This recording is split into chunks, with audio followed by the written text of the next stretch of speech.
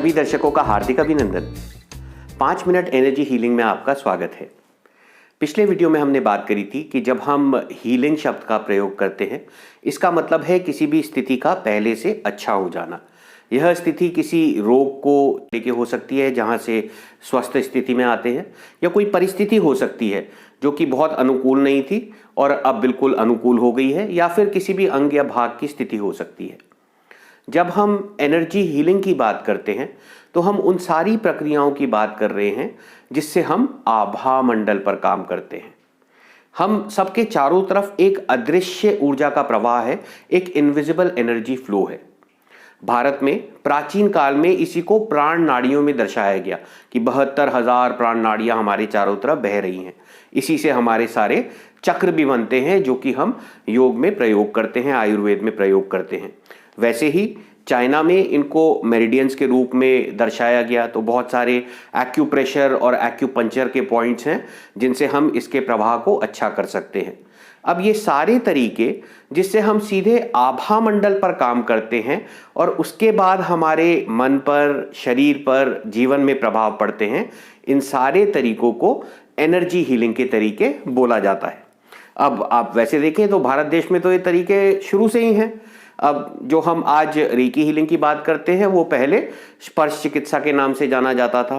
वैसे ही मंत्रों के तरीके हैं, अपने खाने पीने को जो हम प्रणाम करके या उनको अच्छा आदर देके प्रसाद स्वरूप खाते हैं, हम उसकी ऊर्जा बढ़ाते हैं जिससे इस आभा मंडल पर सीधे प्रभाव होता है। तो जितनी भी पुरानी चीज़ें हम करते हैं, अगर समय पर उठते हैं, सूर्य के सामने जाते हैं, सांस सही तरीके से लेते हैं, ये सीधे हमारे आभा मंडल पर प्रभाव डालती हैं। अब इसी के लिए जो मॉडर्न तरीके हैं उसमें कुछ तरीके बनाए गए हैं जो हम उपयोग करते हैं, जैसे कि recce healing, pranic healing, crystals का उपयोग जो कि स्फटिक होता है, जो हम जनरली माला में या शिवलिंग के रूप में पूजा पाठ में भी इस्तेमाल करते हैं, जो इस तरह से दिखता है। इस तरह के क्रिस्टल्स का उपयोग, कलर्स का उपयोग, एरोमा ऑयल्स का उपयोग, ये सारे तरीके एनर्जी हीलिंग के तरीके कहलाते हैं। साथ ही में हमने जैसे बोला था एक्यूप्रेशर के तरीके, जैसे उसमें और कुछ नए डेवलपमेंट्स किए गए हैं, जैसे इमोशनल फ्रीडम टेक्निक। तो ये सारे तरीके डायरेक्टली किन चीज़ों पे आधारित हैं? हमारे आभा मंडल पर, हमारे चक्रों की अच्छी स्थिति पर।